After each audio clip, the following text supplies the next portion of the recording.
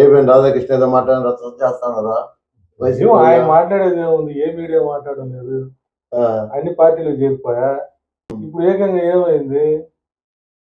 Politics ఏంటంటే మీడియానే politics చేస్తుంది. నాయకులు ఏం మాట్లాడబోలేదు. ఈ పార్టీకి ఈ మీడియా సపోర్ట్, ఈ పార్టీకి ఈ మీడియా సపోర్ట్ కదా.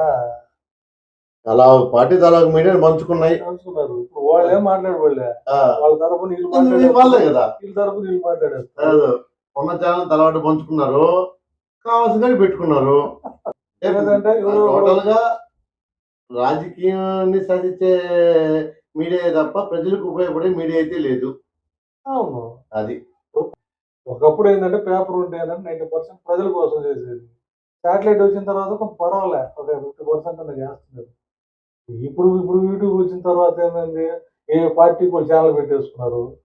కాకపోతే ఏంటంటే ప్రజలకి సపోర్ట్ గా ఉండే ఛానల్స్ అనేవి ఏదో ఒకటి ఏదో ఉన్నాయనుకో, ఉండేవాడు వీడి సందన వీళ్ళ సందన అవి ఎక్కడ వస్తాయి? అవి రావు. వాటిని తొక్కేస్తారు, ఏదో ఒక పార్టీకి పక్కకి లాక్కుంటారు. డబ్బుకి మీడియా. దానికి తోడు జర్నలిస్టులు కూడా డబ్బు వచ్చేదా? డబ్బు ఎవరుకున్నా జర్నలిస్టులు కూడా డబ్బు ఇస్తుంది. ఎందుకు ఆ నాయకుడు ఒక మాట్లాడడం, ఈ మీడియా ఆయన హైలైట్ చేయడం, ఇంకో ఆయన వచ్చి ఇది తప్పు చెప్పడం, ఇక్కడ జర్నలిస్ట్ కూర్చోవడం, ఆడో జర్నలిస్ట్ ఉన్నారు. జర్నలిస్టులు అనేవాళ్ళు కొంతమంది ఉన్నారు, కానీ ఇప్పుడు ఏడున్నారు. ఇప్పుడు డబ్బు లేకుండా ఏం జరుగుతుందన్నా? జర్నలిస్ట్ అంటే ఎవరు నా ప్రజల కోసం గలం విప్పి మాట్లాడే జర్నలిస్ట్ పేరు చెప్పు. ఇది ప్రజలకు కూడా తెలుసు. ప్రజలకి ఏంటంటే ఎంటర్టైన్మెంట్ చేస్తున్నారు. మీడియా అనేది ప్రజలకి ఎంటర్టైన్మెంట్. సినిమాలు కూడా ఏం లేవు కదా ఇప్పుడు. అదేలే, ఎవరు సినిమాలు కూడా చూడట్లే, ఇదే ఎంటర్టైన్మెంట్.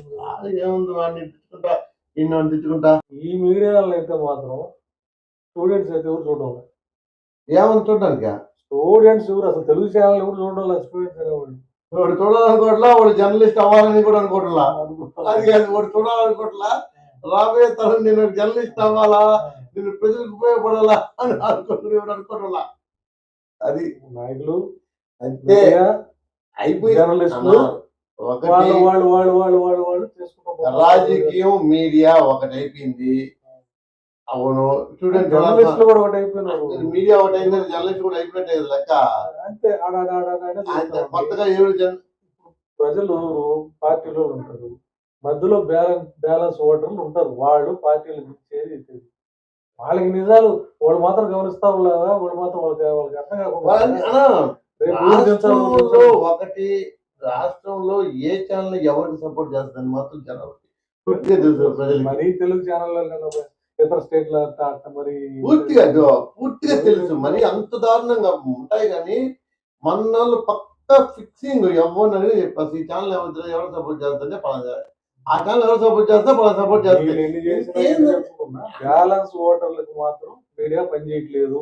అది మెయిన్ బ్యాలెన్స్ ఓటర్స్ కదా దించేది ఎక్కేది. అవును, వాళ్ళ దగ్గర వీళ్ళేదో మ్యాజిక్ చేయాలని చూస్తారు వాళ్ళు. కానీ వాళ్ళు తెలియగలరు. జనాభా ఇదివరకు లేదు, మారారు, కొంత మారారు. టోటల్ మీడియాలో వస్తున్నాయి ఓన్లీ ఎంటర్టైన్మెంట్. అంతే, ఎంటర్టైన్మెంట్ చూస్తా ఉన్నారు. ఎంటర్టైన్మెంట్ చూడడానికి తప్ప